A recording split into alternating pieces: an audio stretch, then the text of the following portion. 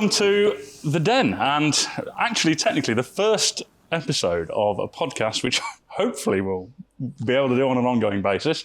We've said that between us that we might manage to do one a week, which is probably wildly optimistic. Yeah. But nonetheless, we're going to try. Now, we already did, I think, 3 episodes, which were recorded on our launch party on the 21st of September. It is now, what date is it now? 9th of January. 9th of January the following year. And those episodes featured Johnny Smith and Tom Ford chatting to myself and Nat. This time, we are kicking off with Richard, who, unless you've been living under a rock or aren't into cars whatsoever, you will know for Bad Obsession Motorsport and Project Binky, which was an absolutely insane project, which we'll get into this in a bit, but I don't think it's quite finished yet, which is basically shoehorning the entire drivetrain from a Celica GT4 into a classic Mini, which is, I know from the 15 years we've been titting around with cars professionally and the few years before that, it's probably not going to be a small undertaking. What I want to just briefly dwell on before we get sucked into conversation about car details is how unbelievably impressed I've been with what you created in that series, in terms of it being just 2 guys. Like, it's so down to earth. It was massively inspiring to me, and I think probably Nat as well. Because all of this YouTube world has kind of got sucked into these people who are just doing it to create a massive YouTube channel. And everybody knows if you can put massive crazy headlines like blowing up Rolls Royces and giving 10 grand to every man and his dog down the street, and suddenly everybody will watch it. But it's just you and Nick, like drinking cups of tea and doing building a car stuff. and the numbers that you've achieved. I don't know, you probably know this, but you know you've had like more than 50 million views on your channel now. And I think the first episodes had 1.8 million. I don't look at the numbers. I think it's had 1.8 million views. Now, bear in mind, and this almost sounds like a terrible comparison, but at its lowest, Top Gear was only getting like 2-point-something million views. But they were getting as a broadcast television show. At the same on time. that one, at the same time, admittedly, and I know there might be repeat viewers, but it's still, it's just, I have a proud feeling when watching it that 2 random guys can create a channel like that that's just so down to earth and get so many people interested in it. Well, it took us by surprise. I think that, and I've said this to quite a few people recently, is the only thing that we do is we create content that we would want to watch. And I think that's where it starts and ends. So it's sort of created like a proper program used to be. It's got all of the things that YouTube we should not do for YouTube. So it's got an opening credits that's like nearly 40 seconds long.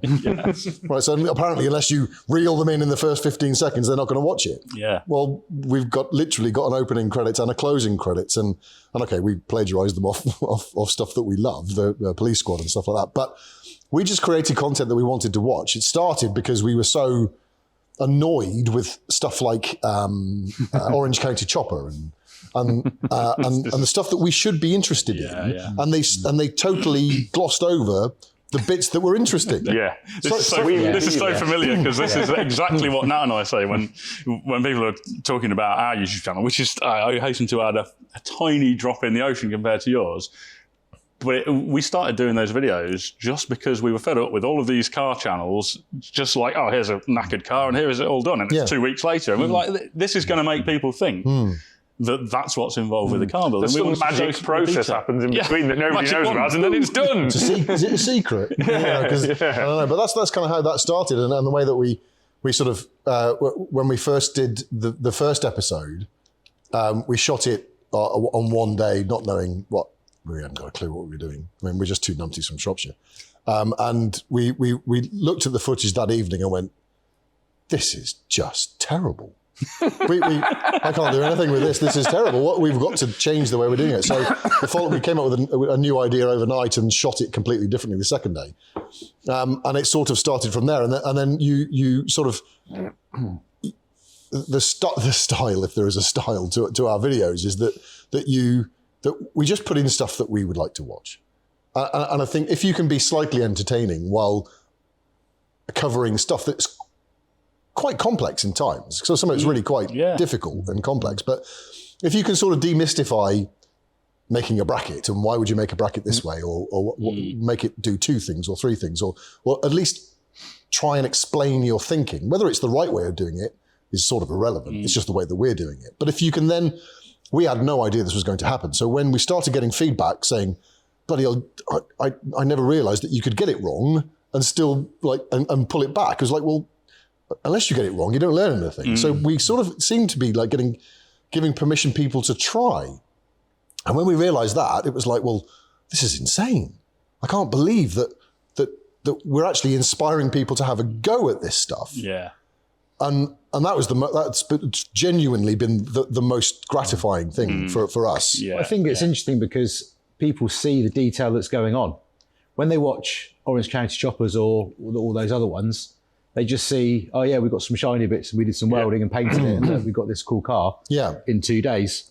But actually, when you see the detail, then people go, I know what they're actually doing now. Yeah. So I can try it. Yeah, try it, When absolutely. they just see a guy disappear for 10 minutes, does some welding, and suddenly he's got this fantastic thing that actually in reality, he's probably been working on for 3 months. Yeah. The demystify bit you just said then is one of the things that's always propelled me with our sort of channel.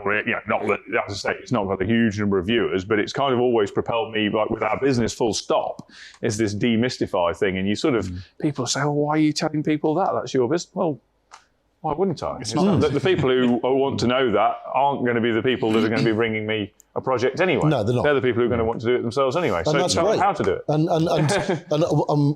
especially these days, I'd much rather have the younger guys, like 15, 16, 17, 18, going, well, I'd like to have a little go at that. Yeah. And then next thing you know, they're our age and they're still, and they're doing, they've learned the stuff that we learn. And if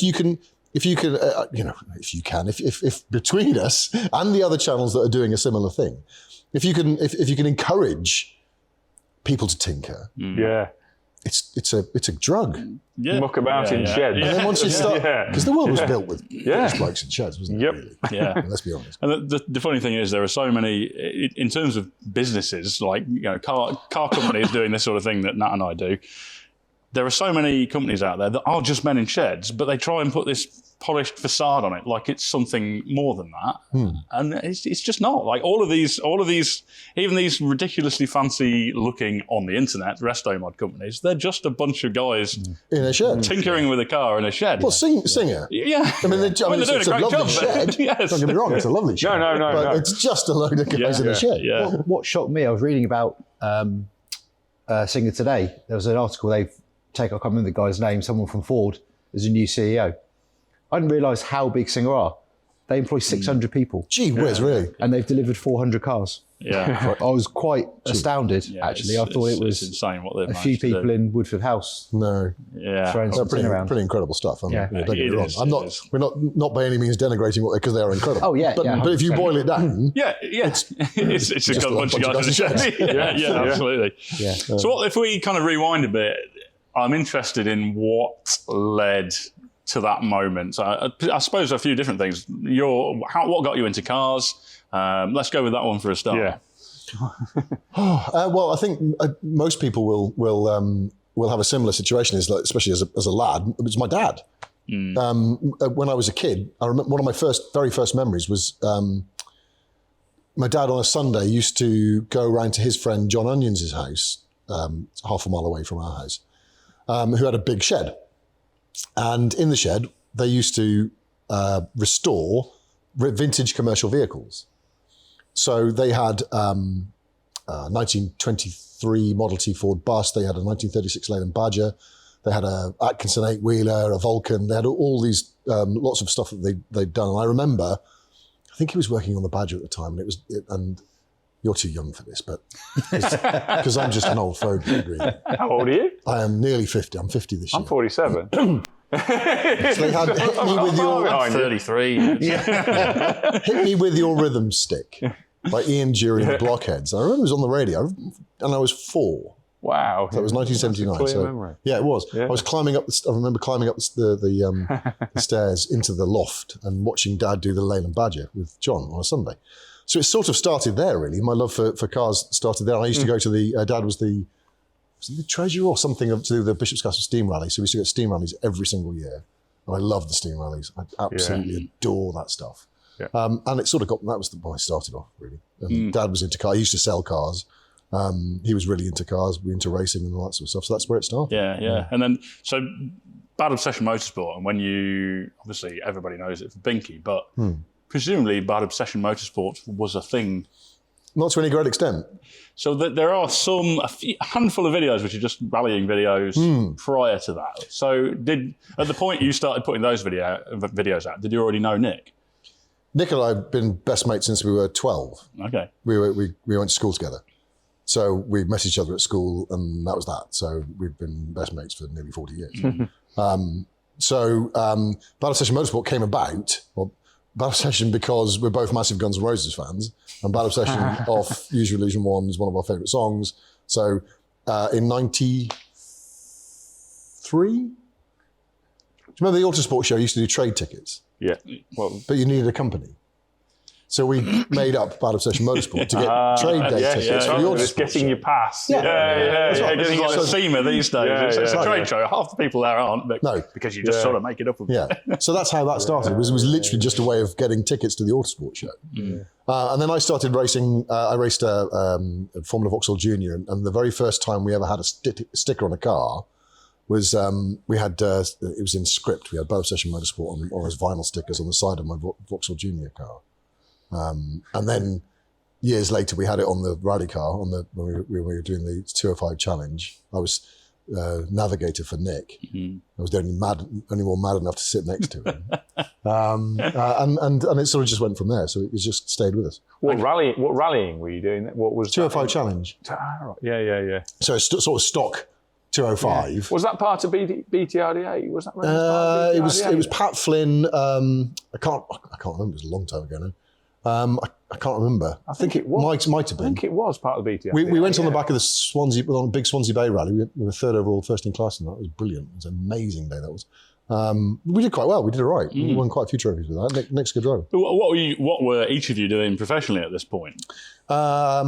Nick was at the vehicle recycling plant, and I was Demon Tweaks. Okay. So I worked for Demon Tweaks for a while.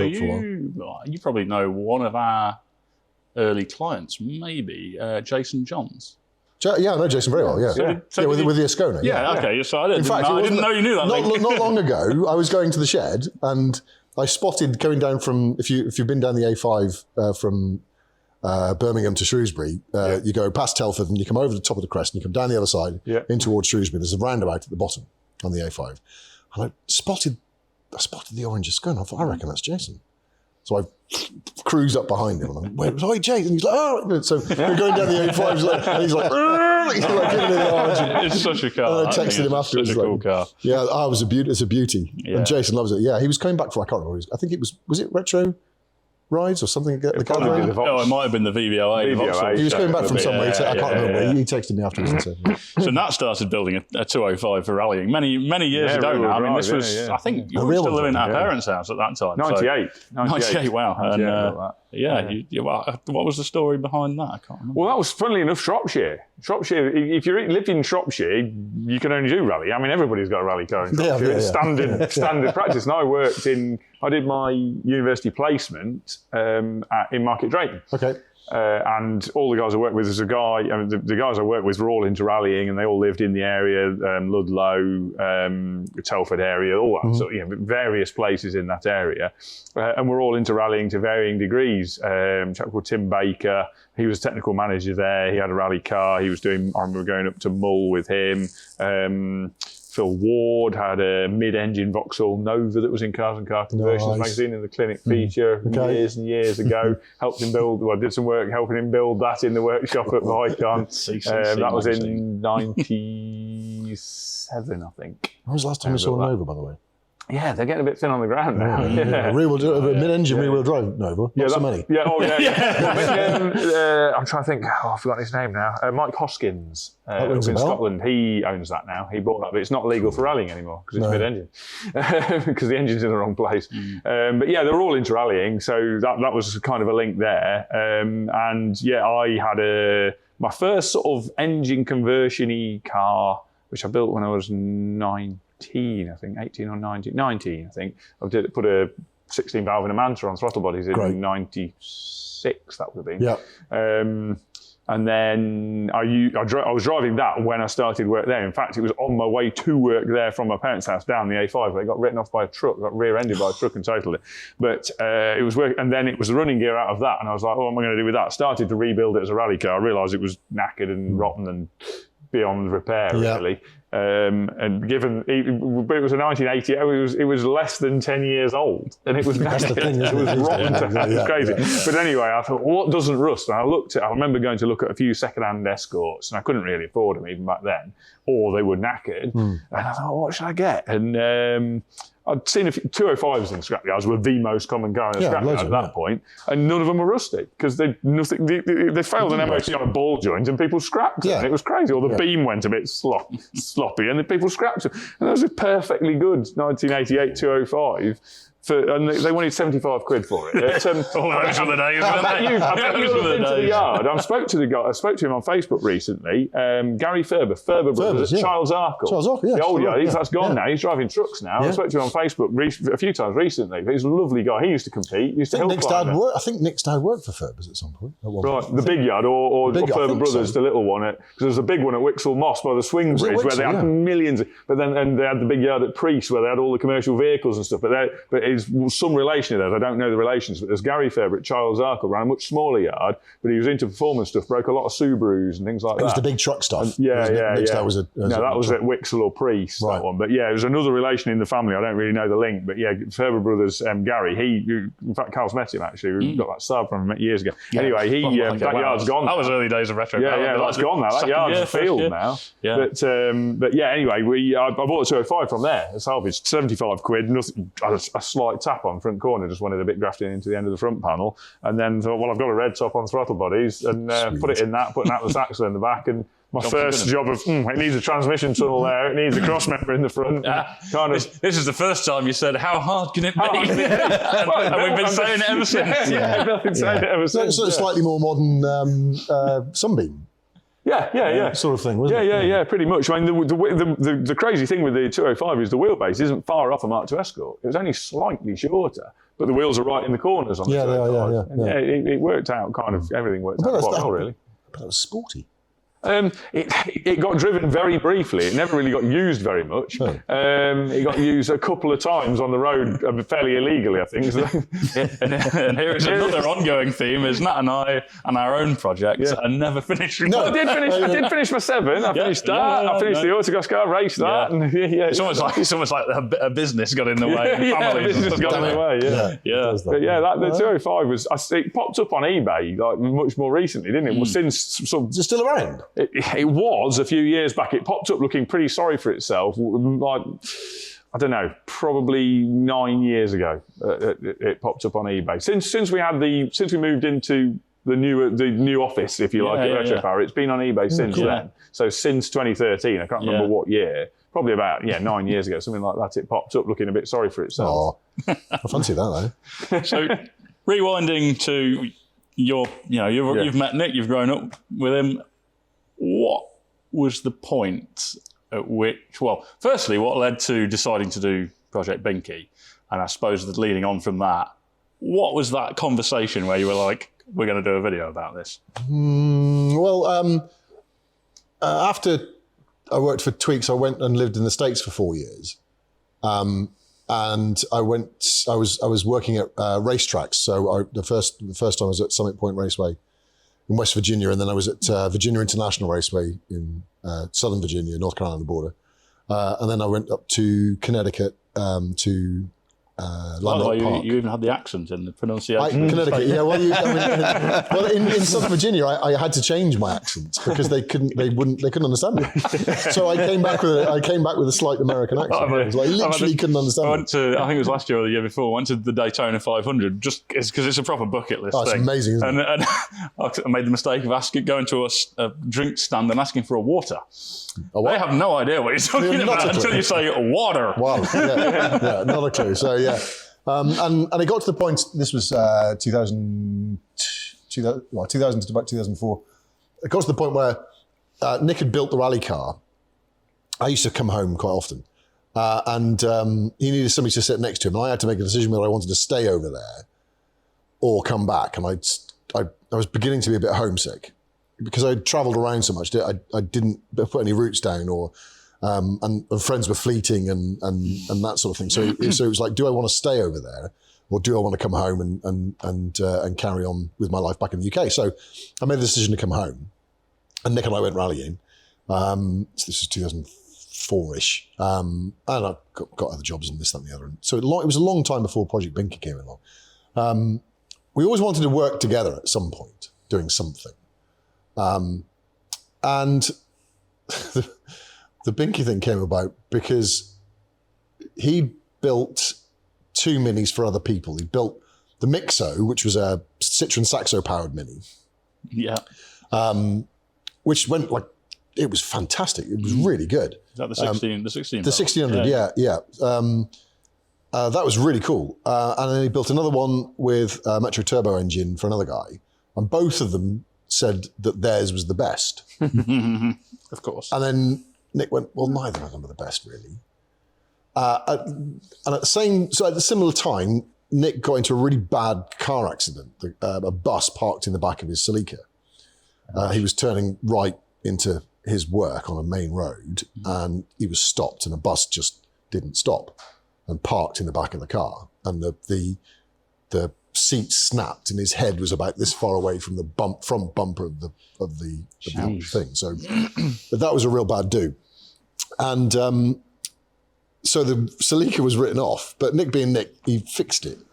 I mean, it was completely foobar, but he fixed it and put it back on the road. And a friend of ours, Dave Spice, he gave us the white Mini for some reason. I can't remember why. We were drinking one night. We said, well, if you're going to build the best Mini, why don't we take the running gear from this screwed up Celica and put it in that classic Mini that we've got? And he'd been Was this conversation in the pub? No, this was with Jack Daniels sat in his front room. Same. It's got a lot to it, yeah. And the next few months he'd started measuring up. And I was living down in Bedfordshire, I was living down in Essex, and Nick was still in Shropshire. So we used to get together occasionally on weekends and have a few drinks and what have you, then carry on.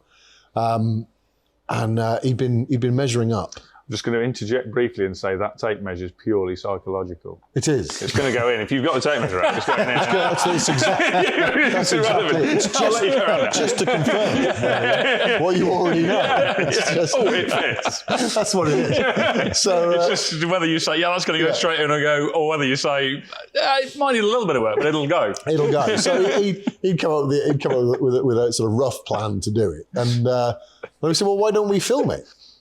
We'll just do a walk around, like at the end of the evening, at the end of the day of what we've done. Just do a walk around, because we hadn't got a clue what we were doing. And that's sort of how that sort of plan started. Of course, it completely changed after that. So Nick built the big blue jig that you might have seen, and some other bits and pieces before. It wasn't for that in particular. It just happened he wanted them. Excuse me. And then we started there, really. And then that was 2013. So at this point, were you still in your other jobs? Yeah, totally. Yeah. So it wasn't. No, for most of it, we were still working. Yeah. So it was just weekends, really. Yeah. And when did the bad obsession thing start then, in relation to that Jack Daniels moment with the smashed up Celica and a Mini? Well, soon after that, we decided to call the channel Battle Session Motorsport. Why not? Because it had been an ongoing thing for some time, and we just started there. So every weekend he would work on it, and then every third weekend I'd go up for the weekend because it was a 200-mile drag. So I'd stay with him for the weekend because I was married at the time. No, I wasn't. I was seeing Sarah, but we weren't married. Oh, now you're in trouble. No, we weren't married at that point, but we were together. We had a house and what have you. So, you got the right and a name. dog. It was so, wasn't it? Yes. So it wasn't easy to get away. So it was very few and far between us getting together. And I would bring the footage back, and I would learn how to edit. So I learned on the job really, and that was that. So Awesome. Was there already any existing YouTube stuff that kind of inspired you at the time? Mighty Car Mods. Yeah. Okay. Yeah. They were probably the biggest one at the time who we really latched on with and went, that's good content. Yeah. I like the way they do that. Yeah, and I want to watch it. And if you want to watch it, you want to sort of emulate that and then put your own stamp on it. I discovered recently that we inadvertently copied a car name that they came up with because we're doing a Saab 900 Turbo, and we came up completely not knowing they had done with the name Wasabi for it because it was a spicy Saab. A spicy Saab. And of course, we got a million comments apparently saying that they'd done the same thing. Comments are common then. Well, I guess you would have had no real clue as to how much of a following the none at all. videos we're going to get. But what was interesting to me is it was very nicely presented right from the first episode, because you often see people kind of just having a go at a YouTube channel and it starts to get a bit of a following and they kind of adapt and change. And by the time, years later, it looks completely different, bears no resemblance to the first episode. But actually your first episode, the way it was kind of shot, the general look and feel of it was pretty much bang on right from the start. Yeah, I can't watch the first 3 or 4. I don't like them at all. But I understand what you mean. Nick hates the camera. Absolutely Hence why he's hates it. He just hates it. And that's fine. But now he's extraordinarily good at it. He wasn't to begin with, but he's fabulous at it, but he hates it. Yeah. So I don't mind it, but I'm nowhere near as good as he is. So this is the sort of it's always been the same. So dragging him in front of the camera and getting him to do it can be quite the challenge. That's quite funny because he from my opinion, I think he's been spot on right from the start. Yeah. And he just comes across as such a likable person. It's literally You clearly don't know him. You have met him, I'm sure. We have met once, yeah. Although, to be fair, at the moment we met him, he went straight for a car and lay underneath it, and that was the last time That's I saw pretty it. much next to, whenever you go to a show or go to any, and the first, you'll find him under the car. He's always underneath the car. Never any excuses. Sounds a familiar approach. So you'll know this only too well. I think that first episode was 11 years ago. No, it was August 2013, so nearly 12. Nearly 12 years ago. And is it possible to finish a project car? Well, in the abstract, I don't think it is actually, because there's always something else to do. But it's got to get to the point where you go, okay, right, I can park that now, and I can move on to the next one. I mean, that's literally all I've wanted to do for the last 10 years.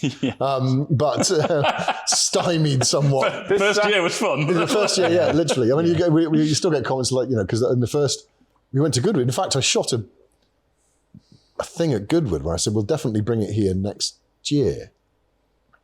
And that was 2013. I mean, so that was, optimism. I mean, that's like the dictionary definition of over-optimism. So, no, yes, it will be finished, but it won't be complete. It'll be complete, but it won't be finished. How many times have you just wanted to push it outside and set fire to it? For the last up until 2 years ago, it was not that often, but like the last 2 years or so, almost every hour, pretty much. It's funny. Go on. Sorry. I was just going to say, what state is it in right now? As we sit here now, what condition is it in? How far along? It's very dusty.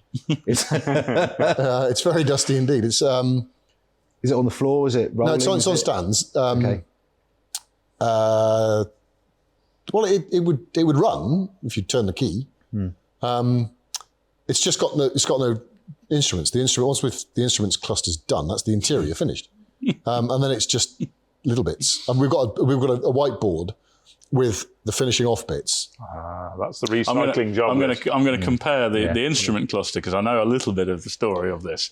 I'm going to compare it with Nat is very famous for going off on tangents during which everybody loves. He goes off on a technical tangent during videos, and I would say your instrument cluster is the equivalent of a Nat's tangent in that it was just sounds simple to start with, and then if I'm doing this, I may as well do this. If I'm doing this, I should do this. If I'm doing this, then that makes sense. If I'm doing that, then I probably ought to rethink the first bit, and then that meant I should do that. And I think if we take this instrument cluster on its own, this is actually quite a good representation of the things we come up against when we're building cars generally, collectively. Because it didn't start as, you weren't happy with the fact the backlighting in this didn't match that, and what was the story? Well, we nailed the car together to go to a show, and we bought the Smiths instruments because we had no intention of doing anything other than fitting the Smiths instruments in the respective holes and getting on with our lives. I don't know where this is going. And okay, they didn't have in their classic range a boost gauge. Because it's a classic range. Why would you have a boost gauge? So our friends at Competition Supplies got onto Smiths and said, can you do us a batch of boost gauges to 30 PSI or whatever it was that look a bit like the clock does in the 3-dial dash? Because that would be great. So you've got the voltmeter, you've got the oil pressure gauge, and in the middle you've got the clock, which is the boost gauge. No problem. We'll do that for you. Fantastic. Great. So we bought that. And we bought the other gauges and spent, how much they are. They're not cheap for a matching set. And we nailed the car together for the show, took it to the show, had a great time with that, then put it back on the trailer, got back to the shed, got it off the trailer, sort of wedged it onto the trailer and wedged it off the trailer and ruined the wheels. And you turn the lights on, because we wired it up properly, because it was dark. And you couldn't see the dials because they are lit by a glowworm. So they are just useless. And the matching boost gauge was lit by LED. So you got this white boost gauge and the rest of them lit by glow. I was like, what the... Oh, Christ. So, all right, fine. We can change the bulb on the boost gauge to match the other ones and we'll just deal with the rest of it. Well, no, you can't, because it's all part of the circuit board. And they don't have a hole in the back and it's just not set up like that. Okay. Well, then you look a bit closer and you think, well, none of the fonts match. Some are serif, some are sans serif, some are bigger than the others. They're in different positions. The screws that hold the faces on are 90 degrees out on two of the gauges. Even though when you take it apart, the holes are in there, so you could have been just as easy to put the screws in the right way round, so they matched. And anyway, it just went like, okay, this is ridiculous. So we just need better backlighting. And then, better backlighting. How do we do that? No idea. We're not electronics engineers. LEDs? So anyway, long story short, we ended up creating a whole different way of printing circuit boards. Because, why not? Because that's what one happens. gauge was a bit bright. Essentially.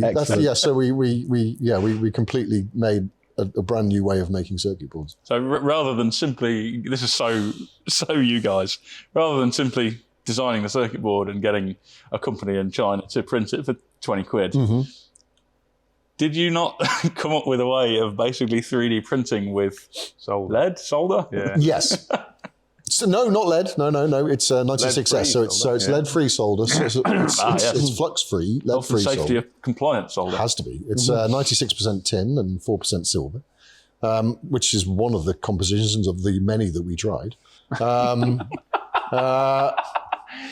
So yes, it does sound insane when you talk about it like that. But rewinding slightly and being quite blunt, here.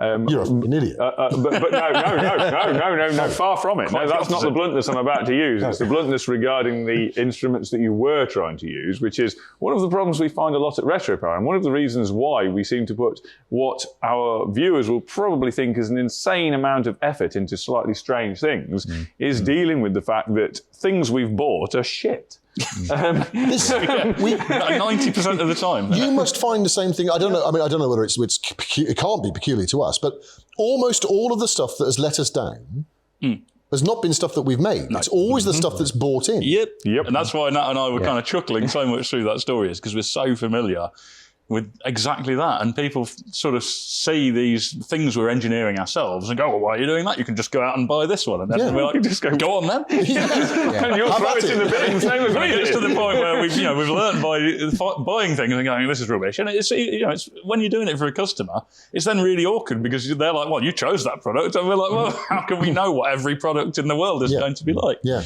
And you just get to the point where you're like, we're not even going to bother looking at what's available. No. We just make it ourselves because then, hopefully it stands a better chance of being better, but at least if something does go wrong with it, it's squarely our fault. We're mending our own thing rather than mending somebody else's rather than getting annoyed that you're having to mend somebody else's problems for free.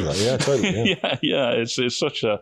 It's hard to describe to people who haven't been through this process how bad a lot of the aftermarket... Not everyone, I don't want to tire everyone. No. But how bad a lot of the aftermarket stuff is. And there's just faults with even brands that you consider to be reputable sometimes.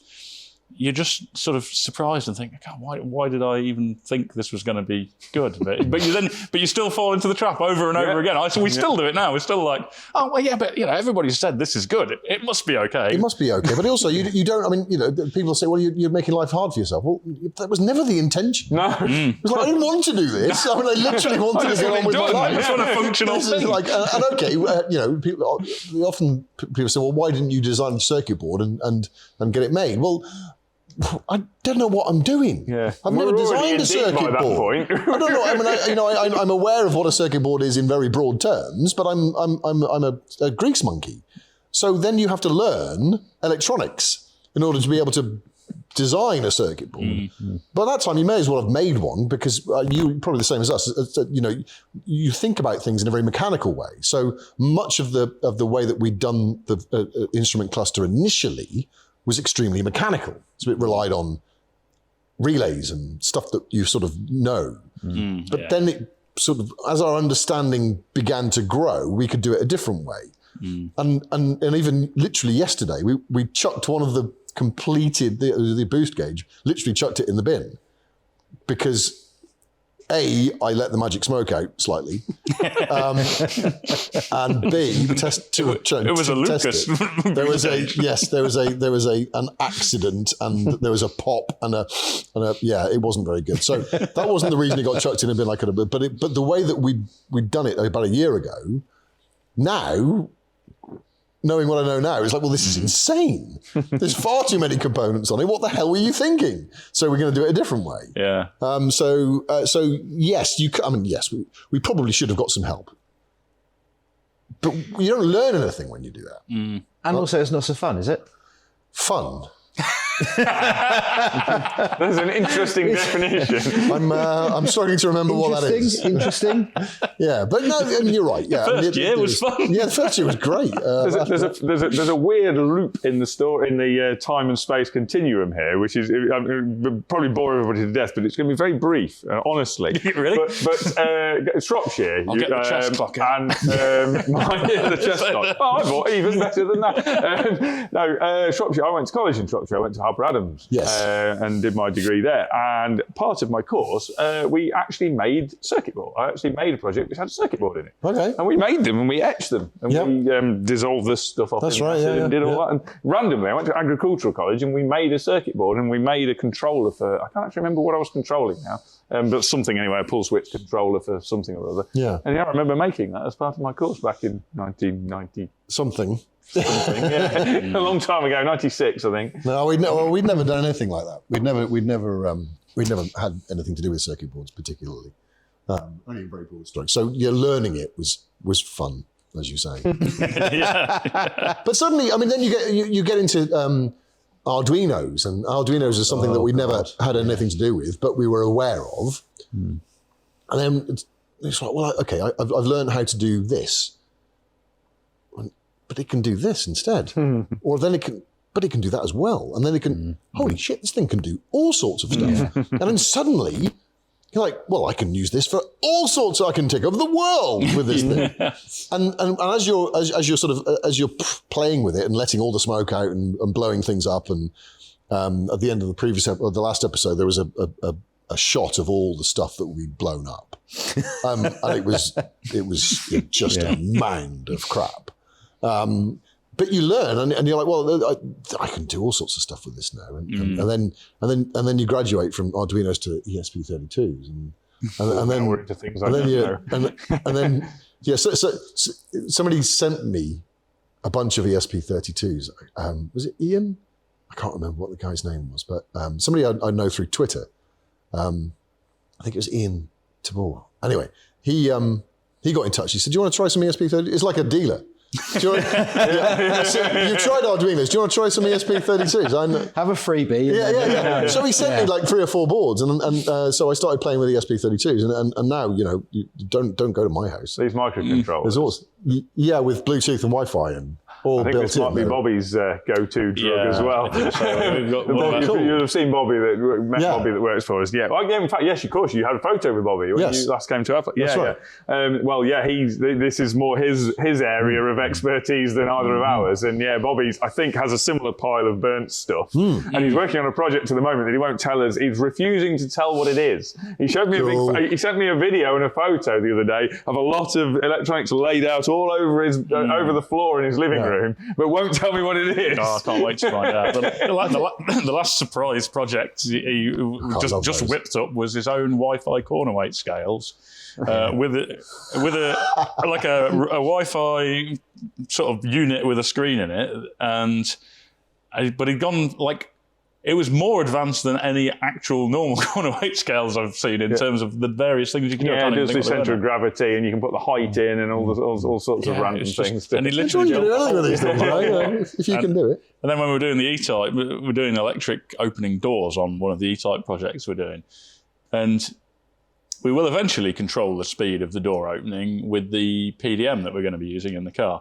But he just came in one day and was like, I've just built this Arduino thing so we can simulate the speed control just for while I'm testing it in the workshop. So it's just, I'll do this and the door opens slowly. I do this and the door opens quickly. This is the thing. Cool. It's brilliant. But that sort of, once you understand what you can do with it, even if you don't know how to program it, and I'm not brilliant with it, because I haven't had long enough with it. And now, but it's even better now, because you can just go, AI will program it for you. Yeah. AI is amazing at it. Bobby's doing, equally it's astonishing. Scary and astonishing. All you've got to do is tell it what you want it to do. And then it will write the program for you. I've got experience with Arduino. One place I worked, we used a lot of Arduinos in driver simulation and simulators, hardware. Yeah. And there was a guy who was super intelligent guy who did all the Arduino stuff, and he was like, I don't know, it was like the Matrix to me. We just got all the numbers on the screen. Yeah. And then he'd be like, we can make it do this. I need another board there. I'll plug that one in, and then I'll do the code on that. And then it'll be like, like you say, I'm mechanical. If I give me a relay, it's like, I know what that does. That's right. But when you got circuit boards and you got diodes and you got God knows what else in there. Yeah. But you realise so many possibilities. I mean, the PDMs we're using in all of our cars now, people often sort of say, well, why are you doing that? You just use a good old-fashioned fuse box. And a PDM is basically, it's kind of like a less flexible Arduino in that you can program it to control or any outputs based on the inputs you do. That's right, that's all it is. And initially, you struggle to think of the things that are going to be interesting about it. And then the more you use them, the more all these are, you're like, oh, actually, yeah, we can do that with a PDM. With the HVAC system, I suppose we could open and control, we can pulse width modulate to open and close the vent ducts. Yeah. And then we could do the water valve with that as well. Actually, I suppose we could put a temperature sensor in the car and feed that into it, and then do a program that does like climate control. Yeah. And before you know it, you're designing a climate control system. So, and this is the problem when you suddenly realize like you can do all that stuff. Like when you've got a customer's car and you're doing that and the customer gets it, it's fine. The problem with the Mini is that the HVAC system that Nick made for the Mini, because of the space we've got, I mean, it was an incredible piece of fabrication work. But we both went, well, if we can do that again, there's no bloody way we do it mechanically. We just do it with an Arduino and pulse width modulator. We don't need a tumbler on a Bowden cable that comes like, we just don't need it. We just like use... So, but there's no way that we're revisiting it because it's done and it works. And it's like, okay, but because the trap is to go back and do it again. Yes. Well, then you've just got another month's worth of work. You've got to save that for the next one. The interesting bit that your statement going back, which was since quite early on in the project, I've just been thinking about the next one. And that's kind of, I know that's an exaggeration, but that's kind of what makes us tick a little bit at RetroPower is obviously we want to get projects finished, but there's always that desire to do something different and something more, another thing. And I think that's probably why we've not really had that drive to do just one model that we just keep on doing and keep on churning out, because there's that interest of, there's something always new to keep us going. It's a terrible business. It's terrible because it would be so much easier to do a Singer and just design one car, develop it to death, test it to death, and then simply repeat. And once you've got it, no, I'm with you. I totally understand that. Yeah, but it doesn't, like that's saying, it doesn't interest us. And the thing that really gets us excited is when somebody approaches us about a new project and it's, we could do that, we could do that, we could do that, we could do that. You get your creative juices flowing. And everyone is different. Yeah. There might be similarities between certain aspects of builds, but every build as a homogenous thing is different. And each of the customers want something slightly different. That's it. That's the great thing is there are people out there, with the money to fund these projects and the vision to say, well, actually, I don't want one of those from a pick colour chart. I don't want to pick my colour, and I don't want to just pick what leather I've got. I want to pick everything. Yeah. And that was a statement Gordon made, actually, wasn't it? I've just realised I can just choose anything. Literally the only one. It's also quite nice when a customer, they kind of say, I want a really cool car. I want this model, but I don't really know what I want to do. What do you think I should do? Oh, right. And and then you initially be like, not even that model. And then you can kind of go, well, actually, have you thought about maybe we could do this, or you could do this, or go really radical? Oh, yeah, that sounds, do you think that's feasible? Okay, we'll have a little look. And you can kind of, I think that's when you can incorporate those ideas when you think, if you finish a car and you go, oh, it would have been really cool if we could have done a climate control system or electronically controlled doors. You can say, oh, well, what about these doors? We could do these doors, or we could do whatever else. Do you find it, if you've got too much scope, do you find it more difficult? It depends on the client, actually, I would say. I don't think we struggle. I think some customers really struggle with the fact that because anything is possible, they find it very hard. Because to me, like, just having a pick list of things seems boring. I don't want a pick list of things. I want to kind of go, I imagine it looking a bit like this, but I want a bit of input from you.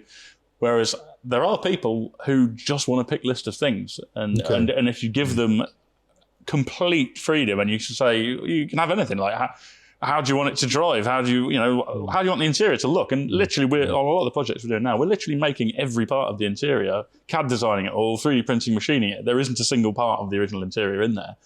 So we're designing a completely new car. It's not just reupholstering it. It's a whole new thing. Yeah. And when you go to somebody, what do you want the interior to look like? It can be anything. Yeah. A lot of people are completely just I don't really know. I think that's partly what I mean, is that it gives you the flexibility, or us the flexibility to then say, well, actually, I want to implement this really cool thing I thought about previously. And you can kind of say, have a think about this, because this would be quite cool. And then they get on board with it. And then that allows that development of, like you were saying, that pushing it onto a next level rather than just doing, oh yeah, we fitted this in the last car, we'll just do the same, we just modify it a bit. But one of the really cool to do it really differently. One of the big lessons I think I've probably learned through life, and one of the really important things on the counterbalance to that, is to be able to, a really, really important skill when you're doing stuff like all of us here do, is being able to draw the lines in the sand fairly early on in the project and say, actually, that is suitable to do that job. Because otherwise you can get in that whirlwind of trying to improve and never, it's like the classic that always sits in my head is, what's the ultimate suspension system for this? And you'll hear people talk, particularly younger people who haven't been into that whirlwind yet, of, the best solution to this problem. No, it's not the best solution. It's a solution. The best solution doesn't exist. You have the optimum solution for a given set of constraints at that moment in time. And the skill of being able to just say, yes, I'm going to do that for these reasons and get on with it is actually pretty important. It is, and that's quite challenging to learn if you're of the mindset where you want to improve things all the time. Yes. So I'll give you Nick's number. You can give me a call and see if you can help me out with that. It's difficult. I've struggled with it so much that I always sort of get this thing in your head about there must be an ultimate solution to this problem. There's got to be the best way of doing it. And one of the key things, I think, the thing I always think of is somebody designing Formula, historically probably, nowadays it's probably a slightly narrower track, but historically it was a broader subject, a Formula One car suspension system. And you were starting with a clean sheet of paper, sit down with a clean sheet of paper in front of you. Where do you start? And anything could work. And there's an awful lot of things that would do the job equally well. So many people will be just completely lost at sea, and you have to just say, right, I'm putting a line here and here, and I'm going to come up with something between those lines. It could be anywhere, but I'm going there. And the confidence to be able to do that is quite important. Well, they often say, and it's something that we never take any notice of, is perfection is the enemy of good enough. Yes. And if it works, great. It doesn't need to be perfect. What is perfect? It doesn't exist. It doesn't exist, exactly. It's all about where you draw the line and what point you... And we all draw the line seemingly quite a long way. The line moves. Quite a long way forward, shall we say. But, it's a line in the sand. I saw that quite a bit at Red Bull when we were testing components and new components for the next car, for future car. It was constantly, from the design off, it was like, right, this is now signed off and that's fixed. That doesn't change now. It's done. Now we do the next bit.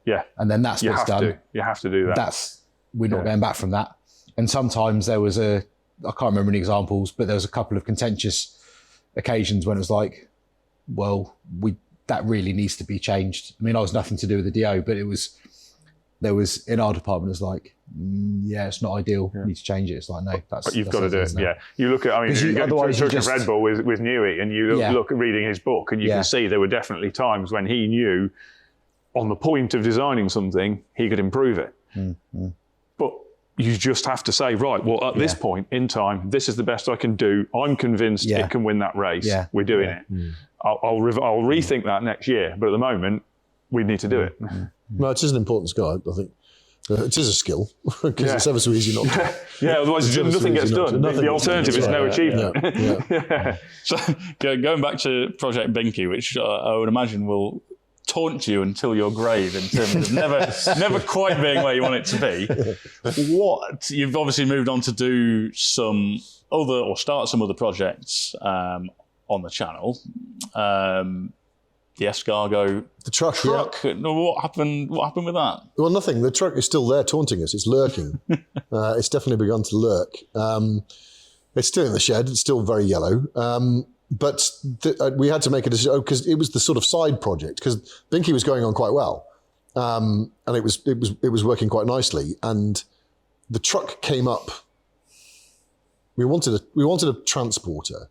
We wanted a very specific transport for a very specific set of circumstances, and this truck came up. This 30-foot bloody library bus came up locally at Nick's uncle's farm for not a lot of money, so we bought it, and it was the side project. It was going to be just like, when we get a spare weekend, we'll it wasn't a spare weekend, but we'll do a weekend's work on the truck and just carry that on. But but with the Mini, it got to the point where we were like, if we do that, we will never ever finish the Mini. So we've got to park the truck until the Mini's finished. But you will never ever finish the Mini anyway. No, well, but Project Binky, the series will end at some point. And then we'd very much like to do the truck. But we did the race car during lockdown, which was one of my that was one of my proudest moments. That I absolutely loved that. So I feel like you must be feeling a bit like a band who's had like a really successful album or a couple of albums, and having that feeling of, well, where can we go now that has the same appeal as that really successful album, but is different, and we'll get the same level of response? That's a really interesting question, because we've asked that ourselves quite a lot, and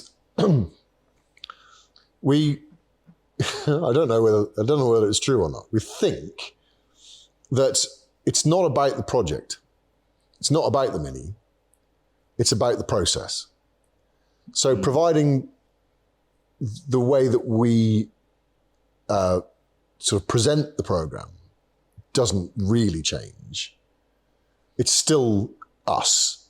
It's still two bellends from Shropshire with a grinder fetish doing our thing, whether it's a Mini or whether it's the truck or whether it's an Escort or whatever we've got in the shed. And we've got more bloody cars in the shed that we've got a lifetime to finish.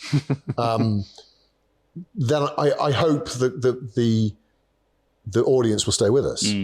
I think it's a lot about relatability, and people relate to a Mini. They see that the work you're doing is actually, it's just two guys in a shed with relatively down to earth tools, and how many people want to build some mad car with a ridiculous drivetrain in it? So many people relate to that, and it, as you were saying right at the beginning, it inspires people, and I think that's why it got the views, is because it was so relatable that people would watch it and kind of feel that, this is like really what I want to do. I want to do this, and I could do this. And I suppose maybe the escargot thing shifted a little bit from that, in terms of less people probably relating to wanting to have a race transporter, but it's still a super cool project. It took me. Nick was really confident with it, and I wasn't, because for some obscure reason, he reckoned that there was lots of people around that liked RVs, and I was like, well, I'm not really into RVs, but I'm willing to go ahead. I want the truck. I like the idea of the truck.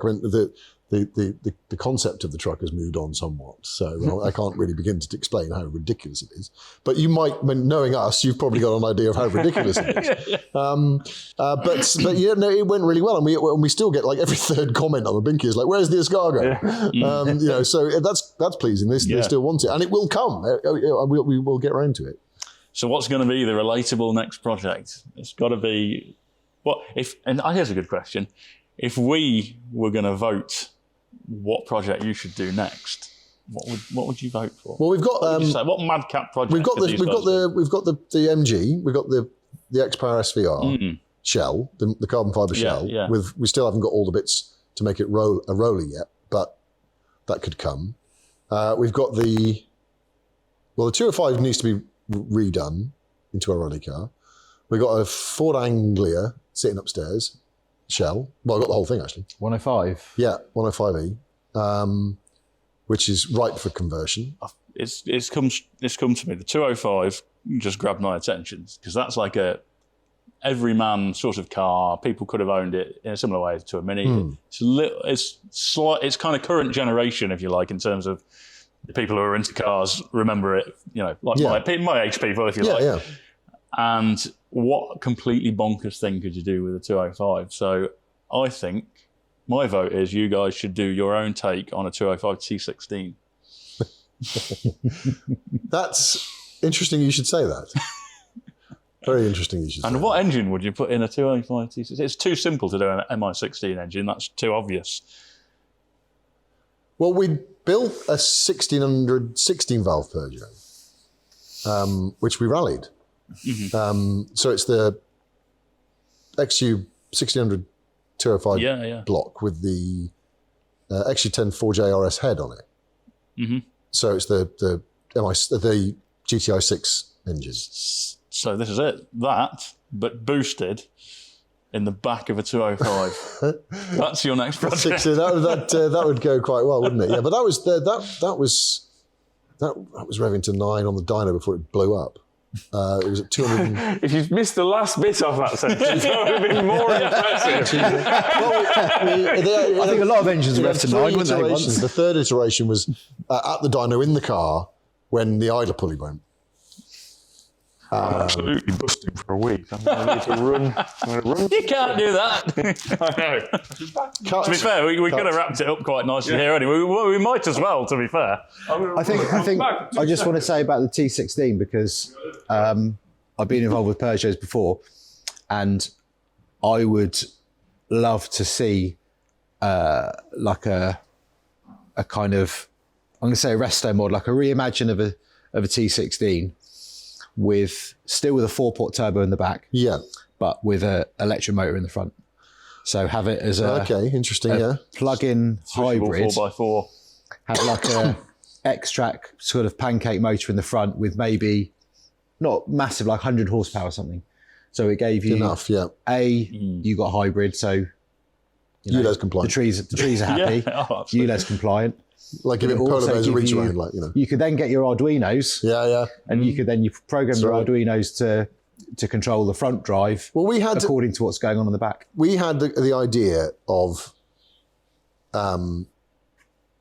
building a Group B 205 T16 E3, but building it the way they built it, which was to take a shell and show how because it was essentially a bunch of blokes in a shed with some tools and building these Group B cars. None of it was difficult. It was all fabbed. We wanted to do that, but using today's technology. So, Rigers and all the stuff that you would put on it now, but you build it in the way that they used to build the cars for the Group B thing. So we'd very much like to do that at some point. That's awesome. Really, really cool. I have to say, awesome. I like Nick's idea as well. Because that is cool. It seems kind of binky because you'd get to the point of going, how are we going to do the 4x4 drivetrain? Because it's got to be 4x4, hasn't it? It's got to be, yeah. And now today's take on doing a 4x4 mid-engine car, you'd be hard pushed to argue against having an electric front drive on it. So no, just the only thing, because if you're trying to keep the weight down, you don't want to have to drag the batteries around. No, but you don't need a massive battery because you wouldn't be using the 4x4 all the time. So it can be a hybrid, as you said. So it can self-charge a small battery and only use the front drive when it needs it. And then you can do your 4x4 traction control with some fancy programming so that it just kicks the motor in when it needs. Torque vectoring and all that sort of stuff. But the step back from all that is, what are you going to do with it? Well, that's the problem, isn't it? There is that big donuts. Because one of the other things I've learned over these many years is that a project is definitely more satisfying and better if you have a defined use, a defined purpose. Well, that's why when we swapped when we got the Escort, we've got a Mark 1 Escort shell now, two-door Mark 1 Escort shell, and it's the love of my life at the moment. It is mildly rusty on the outside. It just needs a little bit of touching up. But the shell is fantastic. So what do you do with that? So the only thing that I want to do with that is make it so I want to drive it. I don't want to have any excuse not to drive it. I don't want it to be particularly noisy. I want to be able to just drive it. I want to be able to go down back home because my house is 130 mile away from the shed. So I want to be able to just not go in. I just want to be able to drive it. So road car, but that has all of the revs. Because I like it. I think there's a lot to be said for that, and I think a lot of people who want a car building don't necessarily get that always. I think that's. Really I think if you start there, then then every decision that you make has to be informed by the fact that you want to drive it. This is something we've learned a lot at Retro Power over the years. In the early days, people have come to us saying, I want this car with this engine and this, and we'd be like, okay, we'll do it. And now, all the new inquiries, it's like, I want to do this car, the same sort of spiel, but my response is always, okay, well, step back a minute. What do you actually want to do with the car? Because maybe that isn't the best solution, you know, and it always starts with that. Okay, funnily enough, even getting the people's background. So I'll talk to them about what cars they've owned, because then you get a feel for what they've experienced and what's going to give them the positives they've taken away from those previous experiences. So it's like, what cars have you driven? Where do you want to drive the car? What do you want to do with it? You're going to drive it just on the weekend? You're going to do journeys into Europe? You're going to drive down your little country lanes? You're going to be cruising through America? The tools that best solve those problems are so wide-ranging. So it has to start with what you're going to do with it, because if it's a track day car, that's fine. No problem. We've got that covered. If you want to drive it every day, fine. If you like a bit of both, fine. But as long as you've got a defined, this is what I want to do with it, then you can make informed decisions to get you to that point in the end. It's exactly the same for the Den. When we're taking on new clients for the Den, new cars, it's not a full build car. It might be maintenance and servicing work, upgrades, modifications. It's exactly the same conversation. What do you want to use this car for? Why do you want to bring it here for us to do this work? Why do you want a new suspension set on it? Why do you want X, Y, Z? What are you hoping to gain? Exactly. And it seems so obvious, but actually so many people overlook that. They just go, I want these coilovers on it. And you're like, okay, but do you really? Why? Why? Like Nat was saying earlier, what is best? Well, best is a really vague word. It's like, well, what is the best? You could say, well, what's the best car at the moment? Well, you could say a Valkyrie is the best car. It's a road car and it's really fast. No, it's a 6C1. And it's got exactly. Literally that simple. Really simple. It can only be. I had this conversation, funnily enough, with Johnny when I had the open day chat with him, and we were talking about EVs, because my daily car, and that's actually is an EV, and obviously you get the haters going, what are you doing that for? It's a rubbish car, and it's like, well, you can't say something is good or bad. It can only be good or bad at doing its job. If doing its job is giving me a massive adrenaline rush down the country lanes, no, it's terrible at that. But if doing its job is warming up quickly on a cold winter's day and getting me cheaply to work and back, it's absolutely perfect. It's the perfect but the two things, you can't. It's very difficult. Well, anything that tries to achieve lots of jobs is a compromise. And there are some cars that are an incredible compromise. Like, I mean, straight off the top of my head, Range Rover L322 is a very, very good compromise, although an absolute pain in the back. I love L32. I genuinely adore that's what I was just parked outside that door. I would have one tomorrow if I could afford it. Absolutely miserable to work on. And you will need to work on it quite a lot. But well, I've got a JLR product sitting in the corner there. Unbelievable. I was driving a couple of weeks, we'd been up to Sheffield for New Year, driving it back, we've got the kids asleep in the back on the motorway, fairly clear motorway, horrible weather, silent, peaceful. Classic FM on. Was that because it wasn't moving? And on that bombshell. And it was just unreal. It's like being in your living room by a warm fire in your house, but you happen to be going down a motorway. It's unreal. This is why I want one. You watch Clarkson's Farm? What's he in? A 322. In fact, Harry's Garage. One of his most viewed videos, and it continues to be so, is the one where him and Clarkson get together and go on about their L322s. But at the opposite end of the spectrum, one of the things I like in the summer, and I kind of on this project list that won't happen because I've distilled it down to things that might vaguely happen now, is I'd quite like an Austin 7 Special with probably a BMW twin in it.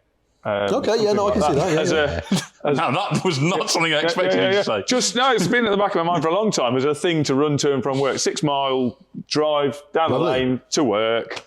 No windscreen, no nothing. It basically doesn't work, but other than it propels itself forward and it vaguely slows down a bit if you pull hard enough. But during that 6 miles... But it's hilarious. That'd be a load of fun. It doesn't really go all that fast or do anything all that crazy, but it'll flipping feel it. I've got a massive Vardon for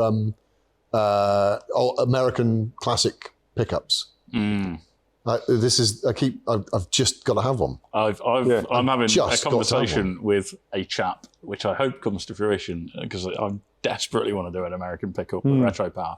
And I'm in fairly serious talks about doing a Blazer. A Blazer? Okay. 78 Chevy Blazer, which we would be doing on a roadster shop chassis with an LT4 in it. And there's just something that's, I think that particular generation is just so cool at the minute. I don't know, if years gone by, I would have kind of discounted them as a little bit. Well, I'm quite happy with anything from the 50s upwards to, like, the K20 Fall Guy truck. You remember the Fall Guy truck? So it's a Chevrolet, or I think it's a Chevrolet. I think it's a K20, it's a four-wheel drive.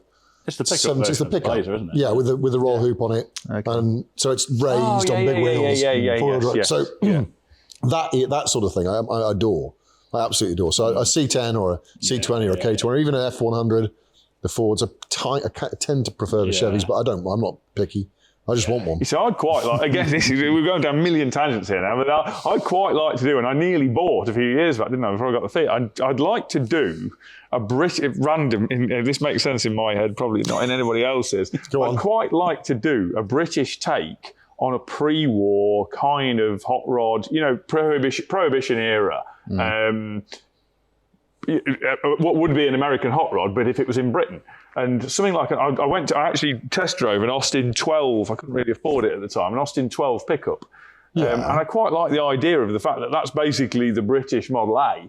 And I'd quite like to do like a British take on an old hot rod. Yeah, no, I like that. An Austin 12, the trouble is we didn't really have an engine. But I think you could just about sort of say you put a Ford flathead in it. They came over here in pilots and stuff. So I think you could just about say a Ford flathead would be period in it. And something like that, an Austin 12, proper old woodback Austin 12 pickup. Because loads of them got made during the war when they got free tax as a commercial. So they just chopped the back off the Austin 12 family car and turned it into a pickup. Okay. And I thought something like that with a flathead would be, again, test driving that. It's just hilarious. No brakes at all. No. Just hilarious. An anchor out the back. What was the pickup project that you started? Oh, yeah. Austin, that was an Austin K10? Oh, well, wait, it's not really a pickup. That was going to be that was a wrecker crane, yeah. I got a Mitsubishi Canter, which are like a 6.5 ton chassis, but they derated a lot of them to 3.5 ton. Right. So it was on a 3.5 ton logbook. I got a Mitsubishi Canter, and basically cut the overhangs off it, put a pre-war, well, it was a wartime Austin K2 cab on it, cut down Austin K2 cab, and a World War II wrecker crane on the back, and a Cummins 6BT engine. But it kind of got to the bolted together, looked like a vehicle in a picture, but it was a long way off. It's nearly done, isn't it? According to the internet, if you can get a photo for Instagram with wheels on a cab and a magnet on it, it's done. I did a bit. I did the cab, the outer tin work on the cab was kind of done. I got a plan. It was just getting everything in the space. They're a bit small because you designed to sit sort of on one of those. The bulkhead's really close, and I needed to drop it all down, so I had to extend the bulkhead forward and extend the body lines forward, and then get all the stuff, so I had to mount the servo under the floor. And because the other thing with those small Canters is they're on a normal hydraulic brake system instead of an air brake system. The 6.5 tonners are on, but the 3.5 ton sort of derated ones are on a hydraulic brake, so they're a bit easier to deal with from a sort of car-y point of view. And the axles, the key is the look on those. It's very hard to put an old classic type truck on a modern chassis. You see it done a lot on Iveco chassis, and being blunt here, a lot of them look rubbish because the Iveco uses a wishbone front, torsion bar and wishbone front setup, and that just doesn't look right. You need a beam axle for it to look right, and the Canters are on beam axle and so reasonable wheel size. They're not on silly little tiny van wheels, so they kind of look right. So did that come up on eBay a few years ago as well? No, I'm still in the yard. On the subject of unfinished projects, I'm going to wrap up by asking everyone in turn, including myself, what of our own projects we're actually going to finish this year, as it is January. So I am going to finish, and this is being recorded, and I'm only saying it because I know it's so close to being finished, my E30 Touring. So I have what was a 318? It's got a 318 IS 16 valve in it. Throttle body, it's pretty close to being done, which it has been for about the last 2 years. I think for about the last year, it's only required basically an alternator. But yeah, I'm going to finish that this year. You're putting an alternator on it? Yes. I mean, I'll help you do it. It requires. I'm sure it's going to be it just requires an alternator in the same way Binky just requires some instrument illumination. Yes, all right, I'll give you that. Yeah, no, fair enough. Touche. Yourself? Oh, we're going to finish the Mini. Yes. We're going to finish the Mini. We've got to finish the Mini. I it's January. Can't wait. It's nearly finished. We've only got a few things to do. The instruments are nearly there. We've rebuilt the mill because the mill screwed itself up, which stopped us machining the last few bits. That is now on ball screws. That wasn't an easy job to change from lead screws to ball screws. Yeah. All right. Yes. So it's now on ball screws. Tangents. Tangent. Trademark. It's a whole, yeah. So we're ready to machine all the bits and pieces for that. So that then the interface will be done, and it'll be able to see it, and then we can put it in, and then we can move on with our lives. I'll tell you what. Before the end of the year, when it's done, we'll hold you to this. Drive it down here. We'll bring it. I was literally going to say the same. If we do, although after our open day, which turned into a massive event, I was like, I don't think I can do another one of those anytime soon. I do want to do another event this year here, and it would be super cool to have it here. So hopefully we can do that. Yes. Nat. I'm going to finish my Mini. Yes. You got a Mini? Class 7 autographs. It's almost more bonkers. Well, it probably is more bonkers than people have probably seen it anyway, but it's not finished yet. But it's Class 7 LS3 Chevy powered space frame mini pickup autograph car. Yay. But yeah, it's getting there. There's just a lot of quite expensive parts still required, which I was adding up again and being frightened by numbers. That's easily done. Drivetrain is quite expensive in a Class 7 autographs car because it needs to be quite strong. But yes, it's getting there. It's getting there. That's a this year one. This year, absolutely. Absolutely. That's ambitious. It's going to go in a race this year. I mean, Binky only required instrument illumination to be the same colour. That's just a bare metal. That's literally just a tube frame with an engine I in don't need to illuminate any instruments. I'll be fine. I don't have any I only need to put an alternator in. Yeah. You've got to build a whole car. I'll be fine. Easy. Nick. I was just trying to think while you were all talking. I think that it's an easy but boring one, the Gilera. Gilera Saturno 500. It's a super cool bike. Which I've had for a year and a half. And when I got it, it was basically all together and ran. It didn't actually run when I had it, but I've sorted it out to put a different fuel tank on. But for some reason, the clutches doesn't work. It's always on. So I no matter what I seem to do, and I've had it apart 3 times, the clutch won't release.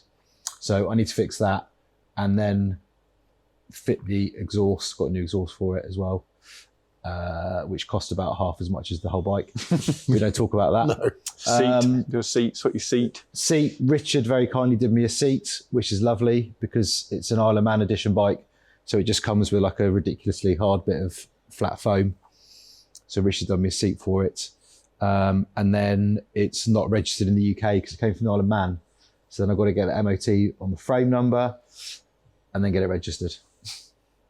Well, so my goal is I want to go and do a track day on it this year. Either up the road here or Brands. Sounds a good goal. I've got a friend who lives near Brands. He's got bikes. So he said, we'll go and do a track day at Brands or I'll do it up here. So you got a track. I hear your goal is driving the BMW to Poland. Oh, yeah. Oh. Yeah. I'm going to drive it to Ultrace, which is, I think it's about 1,800 mile round trip, I think. What could possibly go wrong? Nothing. I mean, the backup plan is I'll take the Celica, which is a Toyota, so that can't possibly go wrong. And actually, the Celica has reminded me of something I was talking to something about the other day, which is that if I take all of the projects of my own that I've got, all of my cars, there's a very clear theme that basically if I want to use the car, I just buy it and use it. If I take it apart, it never goes back together again. So we're going to end on this sound piece of advice that if you want to do a project car, don't do a project car. That is very sound advice. Pretty sound, yeah. Thank you very much for coming along. Cheers, mate. It's been a pleasure. Thank you. Thank you. We'll see you all on the next episode. Cheers. Thank you very much.